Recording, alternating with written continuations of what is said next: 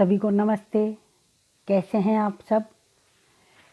आज हम नया चैप्टर चालू करें। आज हम बात करेंगे वृद्धावस्था या ओल्ड एज की। वृद्धावस्था हर लोग के अनुसार 60 वर्ष से ऊपर की आयु जो है वो वृद्धावस्था कहला रही है। कुछ मनोवैज्ञानिकों ने इसको भी 2 हिस्सों में बांट रखा है, 60 से 75 वर्ष और 75 से भी इसको कुछ ने 60 से 70 वर्ष कर रखा है, इसको अर्ली ओल्ड एज कहा है, और कुछ ने इसको जो 75 से ऊपर की आयु है उसको लेट ओल्ड एज कहा है। तो इस तरह से अलग अलग लोगों ने इसको अलग अलग, लेकिन मोटा मोटी जो बात हमें समझ में आती है वो ये है कि 60 वर्ष की आयु आते आते तक व्यक्ति का शरीर जो है वो उसकी क्षमताएं कम होने लगती, जो हमारे अंग हैं या हमारी जो शरीर की, क्योंकि हर व्यक्ति का शरीर उसकी जो इकाई है वो कोशिका है, और कोशिकाओं का क्षरण चालू हो जाता है, कोशिकाओं में चेंजेस चालू हो जाते हैं, और जिसके कारण से वृद्धावस्था का आना तो सब में तय है। लेकिन ये ज़रूर है कि हम अगर खान पान अच्छा रखें, रेगुलर एक्सरसाइज करें और कुछ बातों का मानसिक रूप से संतुलित रहें, तो ऐसी बहुत सारी बातें हैं जिनका अगर हम ध्यान रखेंगे तो इस वृद्धावस्था को रोक तो नहीं सकते हैं, लेकिन हाँ, इसका जो प्रभाव है उसको हम कम ज़रूर से कर सकते हैं, या ये कह लेना चाहिए कि उसके प्रभाव की जो स्पीड है, जो गति है, उसको हम कम ज़रूर कर सकते हैं। तो जो अंत हमारा, जैसे अगर 80 साल में आना है तो हम उसको शायद अपने regular exercise, proper food etcetera etcetera, इन सब बातों से शायद उसको 80 से बढ़ा करके 85, 87, 90 भी ले जा सकते हैं। ये जस्ट एक एग्जाम्पल है आप लोगों के समझने के लिए। वो अलग बात है कि मृत्यु पर किसी का जोर नहीं है, मृत्यु किसी को भी कभी भी आ सकती है, वो न उम्र देखती है न कुछ, कहीं पर भी ऐसा नहीं लिखा हुआ है कि जब तक वृद्धावस्था नहीं आएगी तब तक किसी की मृत्यु नहीं हो सकती। तो वो खैर एक बहुत ही अलग विषय है। फिलहाल हम वापस अपने बात पर लौटते हैं। तो ये जो वृद्धावस्था है ये एक सतत स्वाभाविक प्रक्रिया है। इस प्रक्रिया की लंबी श्रृंखला है जो भिन्न भिन्न स्टेजेस से चल करके, जो गर्भावस्था से प्रारंभ हुई थी और उसके बाद में शैशवावस्था, बाल्यावस्था, किशोरावस्था और वयस्क अवस्था, मध्यावस्था को पार करती करती वृद्धावस्था तक आती है। वृद्धावस्था जीवन का अंतिम या आखिरी पड़ाव माना गया है। इसके बाद में व्यक्ति की मृत्यु निश्चित है। बाल्यावस्था की नींव पर इच्छाओं, अपेक्षा और आशाओं से जिस भवन का निर्माण किया जाता है उसके उत्कर्ष का दायित्व जो है वो युवावस्था वहन करती है, और वृद्धावस्था में इन भवनों को और भी सुंदर एवं आकर्षक बनाए रखने का दायित्व होता है। कितने अच्छे ढंग से समझाया गया है कि अगर हम अपने शरीर की तुलना एक बिल्डिंग से करें तो इस बिल्डिंग की सुंदरता को आकर्षक बनाए रखने का काम अब वृद्धावस्था का होता है। भारतीय समाज में वृद्धजनों के सुनियोजित उत्तरदायित्व एवं कर्तव्य हैं। ये संस्कृति, परंपराओं, रीति रिवाजों, अभिवृत्तियों और सामाजिक मूल्यों को बनाए रखने और उनके हस्तांतरण में एक पीढ़ी से दूसरी पीढ़ी तक पहुंचाने का मुख्य कार्य जो है वो वृद्धजनों पर सौंपा गया है, उनको सौंपा गया है। उनके माध्यम से ही सामाजिक, आर्थिक एवं सांस्कृतिक क्षेत्र में किए गए योगदान हम देखते हैं, और इन्हीं सब के लिए हम उनके हमेशा ऋणी भी रहेंगे। भारतीय संस्कृति में पितृ ऋण से मुक्ति के लिए पुत्रों को अपने माता पिता की सेवा करना अनिवार्य माना गया है, और ये उनका नैतिक मोरल ड्यूटी, नैतिक कर्तव्य भी होता है। लेकिन वर्तमान में हम देख रहे हैं कि बदलती हुई परिस्थितियों के कारण से, अब उसको हम इंडस्ट्रियलाइजेशन कह लें, पॉपुलेशन कह लें, रोज़गार की समस्या या जो भी कोई कारण हो, एजुकेशन है, इन सब के कारण से, क्योंकि पढ़ने के लिए भी अलग जाना पड़ता है, कई बार नौकरी के लिए अलग जाना पड़ता है, तो बहुत सारे ऐसे कारण हैं जिनके चलते ये जो बुज़ुर्ग हैं ये अकेले होते जा रहे हैं। इनको आप लोगों ने पढ़ा हो एम्प्टी नेस्ट, यानी कि घरौंदे जो हैं वो खाली होने लग गए हैं। जो घर भरा पूरा होता था, बच्चों की किलकारियों से गूंजता था, अब सब बच्चे बड़े हो जाते हैं, अपने अपने अलग अलग स्थानों पर अपनी पढ़ाई को लेकर के, अपने नौकरियों को लेकर के चले जाते हैं और घर में पुनः माता और पिता दोनों अकेले रह जाते हैं, जो अब वृद्धावस्था की ओर अग्रसर हो चुके हैं। ऐसे में कई बार हम देखते हैं कि ये जो वृद्धजन हैं, ये युवा पीढ़ी इनको अपने ऊपर बोझ समझने लगती है। उसके कारण उनकी शारीरिक क्षमताओं का विघटन है। बच्चे में और बूढ़े में बहुत ज़्यादा फर्क नहीं होता। बच्चा जहाँ बढ़ती उम्र का है, जहाँ वो अभी हर चीज़ सीख रहा है, वह वृद्धावस्था में अब पुनः शरीर की कोशिकाओं या ऊतकों के काम कम करने के कारण से उनकी कार्य क्षमताएँ भी घटती जाती हैं। प्लस बहुत सारे ऑर्गन ऐसे होते हैं जो अब काम करना धीरे धीरे या तो बंद कर देते हैं या अब वो रहते ही नहीं। जैसे दांत, वृद्धावस्था आने पर दांत वापस टूटेंगे ही, और अब जो दांत टूटेंगे वो दोबारा आएंगे नहीं। तो ऐसे में एक ऐसा व्यक्ति जिसके शरीर मुंह में पूरे दांत नहीं है, उसकी ऑब्वियसली उसके खाने पीने की चीज़ें अलग ढंग की चाहिएगी। जिस तरह से बच्चे के लिए हम करते हैं कि उसको सेमी सॉलिड फूड देते हैं, सेमी लिक्विड देते हैं, तो वो सब बातें माँ होती है उस समय वो ध्यान रखती है। लेकिन अब वृद्धों का ध्यान रखने के लिए कौन है? तो ये परिवारजनों की जिम्मेदारी हो जाती है कि वो अपने घर के वृद्धों की उन आवश्यकताओं की पूर्ति करें जो किसी समय में उन्होंने अपने बच्चों के लिए की थी। तो इस तरह से ये एक हम यूँ कह लेना चाहिए कि साइकिल है जीवन का, इसीलिए जीवन चक्र कहा गया है ना। तो जीवन चक्र की ये एक ऐसी अवस्था है जहाँ वृद्ध और बच्चा एक समान है, और पहले जहाँ माता पिता अपने बच्चों की देखभाल करते थे, उनकी केयर करते थे, now the reversal is there. अब उल्टा हो चुका कि अब बच्चों को अपने माता पिता की देखभाल करनी होती, क्योंकि अब जो वो बच्चे हैं वो खुद बच्चे नहीं रहे, वो खुद भी वयस्क हो चुके हैं और जिम्मेदारियों का वहन कर सकते हैं। अगर एज ए कॉन्सेप्ट हम देखें कि वृद्धावस्था की अवधारणा क्या है, तो हकीकत यही है कि इसको हम एग्जैक्टली परिभाषित तो नहीं कर सकते कि हाँ अब ये वृद्धावस्था, ऐसा हम किसी भी रूप में नहीं कह सकते हैं। लेकिन फिर भी अलग अलग वैज्ञानिकों ने 60, कुछ लोगों ने 55 से ऊपर भी वृद्धावस्था का प्रारंभ माना है, कुछ ने 60 का माना है। और अभी तो हम देख रहे हैं कि जैसे जैसे लाइफ एक्सपेक्टेंसी बढ़ती जा रही है, लोगों की कार्य क्षमता बढ़ती जा रही है, तो ये जो 60 की अवधि मानी गई है, ये भी बहुत सारे विभागों ने, जैसे मेडिकल फील्ड है, इवन एजुकेशन फील्ड है, तो इनमें ये लोग कहीं 62 साल, कहीं 65 साल तक भी लोगों से या इन बुज़ुर्गों से काम करवाना पसंद करते हैं, क्योंकि ये वो फील्ड है जहाँ पर जितना ज़्यादा अनुभव है उतना ज़्यादा लाभ समाज को मिलता है। पाश्चात्य देशों में भी वृद्धावस्था की आयु सीमा 65 वर्ष कर दी गई है और लाइफ एक्सपेक्टेंसी उनकी 73 वर्ष मानी गई है। हमारी केंद्रीय गणना और प्रांतीय सरकारों ने भी सेवानिवृत्ति की आयु 60 वर्ष मान रखी है, और 1991 की जनगणना के अनुसार हमारे यहाँ लाइफ एक्सपेक्टेंसी 63 ईयर्स थी, जो अब और भी बढ़ चुकी है।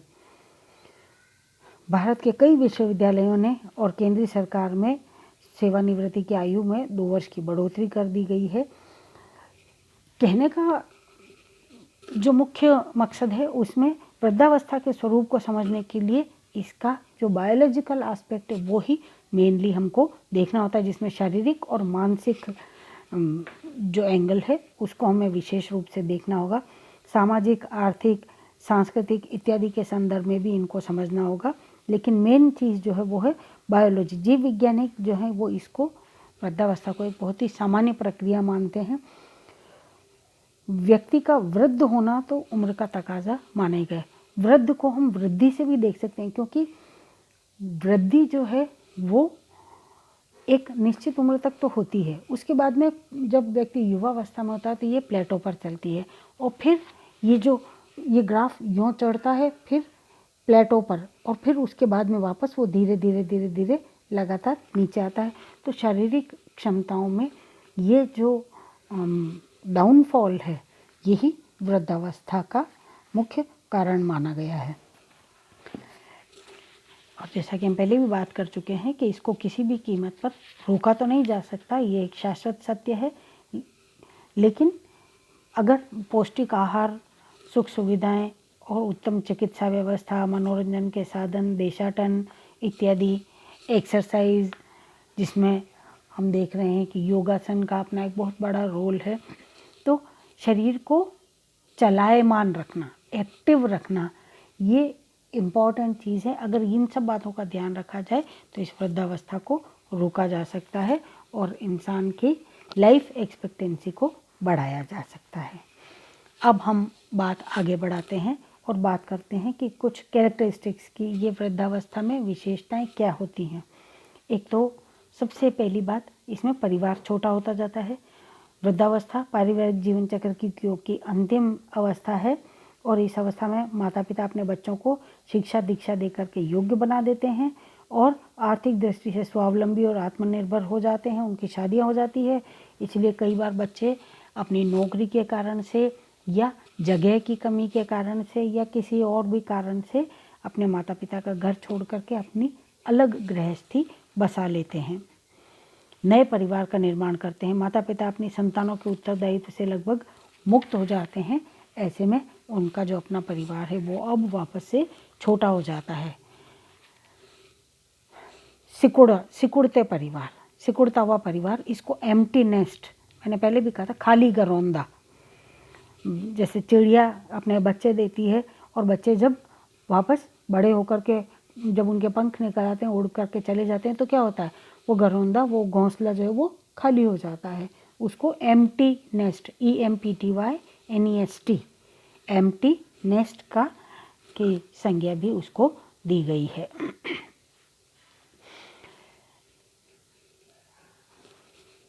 और दूसरा आता है नवीन भूमिकाओं को निभाना, न्यू रोल प्लेइंग। वृद्धावस्था में माता पिता को नई जिम्मेदारियां मिल जाती हैं। अब बड़े बेटे बेटियों की शादी हो चुकी होती है, तो अब उनके अपने बच्चे बड़े हो चुके हैं, यानी कि वो जो अभी तक माता पिता थे अब वो दादा दादी बन चुके होते हैं। रिश्तेदारों में भी अब उनकी भूमिका घर के बड़ों की हो जाती है। तो ऐसे में मार्गदर्शन, उचित मार्गदर्शन देना उनकी जिम्मेदारी हो जाती है। इस तरह से स्वभाव में परिवर्तन। तीसरा इसका जो कैरेक्टरिस्टिक्स है वो है बिहेवियरल चेंजेस। वृद्धावस्था में व्यक्ति के स्वभाव में ज़बरदस्त परिवर्तन देखने को मिलते हैं। अधिकांशतः वृद्ध जो है वो चिड़चिड़े, क्रोधी और गुस्सैल हो जाते हैं। बात बात पर रूठने और रूठ जाते हैं, जिनको मनाने की उम्मीद पाल लेते हैं। या हम यूँ कह सकते हैं कि उनका स्वभाव छोटे बच्चे जैसा हो जाता है, जिद्दी बच्चे जैसा। और इन सब के पीछे जो मुख्य कारण है वो है उनकी अपनी शारीरिक क्षमताएं कम हो जाना।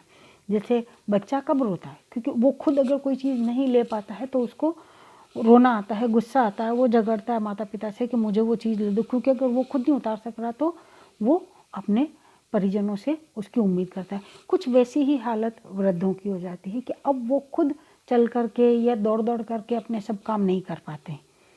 अब उनका अपना शरीर साथ नहीं दे रहा है। हो सकता है उनको चलने में भी दिक्कत आती हो, बहुत सारी तकलीफ़ें हो सकती है, हड्डियों से रिलेटेड, मसल से रिलेटेड, स्टमक से, डाइजेस्टिव सिस्टम से रिलेटेड, रेस्पिरेशन से रिलेटेड, खूब सारी, विजन से रिलेटेड, हियरिंग से रिलेटेड, तो खूब सारी ऐसी परेशानियां हो जाती हैं जिनके चलते अब वो अपने काम स्वयं नहीं कर पाते हैं। तो ऐसे में जैसे बच्चा था, उसको अपने पेरेंट्स की ज़रूरत पड़ती थी, अपने परिजनों की ज़रूरत पड़ती थी। अब वृद्धों को अपने परिजनों की ज़रूरत पड़ती है, अपने बच्चों की ज़रूरत पड़ती है, ताकि, और जब वो नहीं हो पाता है तो उनके स्वभाव में परिवर्तन देखने को मिलता है। यहाँ ये चीज़ समझने की ज़रूरत है कि बच्चों में और वृद्धों में एक ही चीज़ का फ़र्क होता है। बच्चों को कुछ भी पता ही नहीं होता है, कोई अनुभव नहीं होता, लेकिन अब जब वृद्धावस्था में है तो जीवन का अनुभव साथ में है। उनको मालूम है कि कौन व्यक्ति ये काम कर सकता है, कौन नहीं कर सकता है, इत्यादि इत्यादि, या क्या हमें चाहिए क्या नहीं चाहिए, इत्यादि वो सब बातें उनको पता है, तो जीवन का अनुभव साथ में चल रहा है। और ऐसे में जब उनके अनुभव के आधार पर, उनकी अपेक्षाओं के अनुरूप जब परिवारजन काम नहीं करते तो फिर उनका गुस्सा स्वाभाविक हो जाता है। फिर अकेलापन, फीलिंग ऑफ लोनलीनेस, क्योंकि परिजन अब जा चुके होते हैं अधिकांशतः, और अगर हैं भी साथ में तो भी उनकी अपनी जिम्मेदारियां हैं, उनकी अपनी नौकरियां भी है, उनको अपने बच्चों को भी पढ़ाना है, उनको समाज के कार्य भी करने हैं। सारे जो जिम्मेदारियां कल माता पिता उठाते थे, अब वो बच्चे स्वयं अपने परिवार के लिए उठाते हैं। तो ऐसे में वो अपने माता पिता की तरफ ज़्यादा वक्त नहीं दे पाते हैं। ऐसे में उनको अकेलापन लगने लग जाता है। कई बार अगर जीवन साथी की मृत्यु हो जाए तो ये स्थिति और भी ज़्यादा भयावह हो जाती है, विकट हो जाती है। दुख, अवसाद, निराशा, उदासी, अकेलापन, ये कुछ ऐसी परेशानियां हैं जो इस समय में बहुत आसानी से वृद्धों को घेर लेती हैं। फिर आर्थिक पुनर्नियोजन की आवश्यकता है, नीड फॉर फाइनेंशियल रिकवरी। जो सैलरी थी या बिजनेस था, अब वो खुद उसको बहुत ज़्यादा देख नहीं पाते। या तो नौकरी है तो नौकरी से रिटायर हो चुके तो भी तनख्वाह एकदम कम हो गई, आधी हो गई, या जो भी परसेंटेज है उस हिसाब से तनख्वाह हो गई। या अगर बिजनेसमैन है तो अब वो बिजनेस को बढ़ा तो नहीं सकते, तो बच्चे फैलाते हैं आगे, तो उनको तो घर में ही बैठना है। तो उस कंडीशन में अब फाइनेंशियल मैटर्स जो हैं वो उनके हाथ में नहीं रहते या कम हो जाते हैं। तो उनके अपने पास में जो पैसा होता है, उनके हाथ में जो पैसा होता है वो अब कम हो जाता है। तो आर्थिक उनकी जो क्षमता थी वो भी अब कम हो जाती है। कुछ परिवारों में ये दशा सुदृढ़ होती है तो उनका जीवन सुखमय और आनंदपूर्वक बीतता है। लेकिन जहाँ पर ये पैसों की कमी हो वहाँ पर ये वृद्धावस्था और भी ज़्यादा दिक्कत का कारण बन जाती है।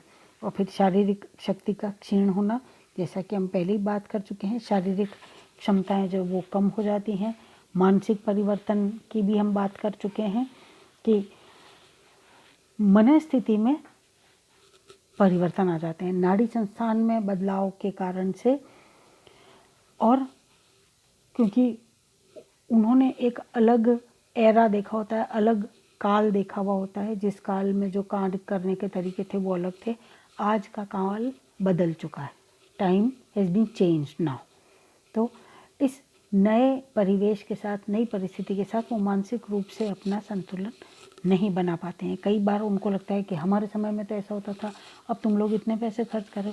अरे भाई, आपके समय में तनख्वाह भी 3,000 ही थी, उसी में घर आराम से चल जाता था। आज तनख्वाह 3 लाख भी हो जाए तो भी घर आसानी से नहीं चल पाता, कारण कि ज़रूरतें बढ़ गई। आज पहले एक समय था, हम तो बहुत दूर की बात नहीं करें, अगर हम अपने बचपन की तरफ देखें तो घर में मुश्किल से एक सीलिंग फैन तो बहुत दूर की बात है, अगर एक टेबल फैन भी किसी घर में हो तो वो घर ये माना जाता था बहुत संपन्न परिवार हैं, क्योंकि ज़रूरत ही नहीं पड़ती थी। प्राकृतिक वातावरण इतना अच्छा था कि न सर्दी होती थी ज़्यादा, न गर्मी होती थी, न ज़्यादा कपड़ों की ज़रूरत पड़ती थी, कम कपड़ों में भी आराम से काम चलता था, गंदगी होती नहीं थी। तो बहुत सारी ऐसी चीज़ें हैं जो उस समय अलग थी, आज अलग हैं।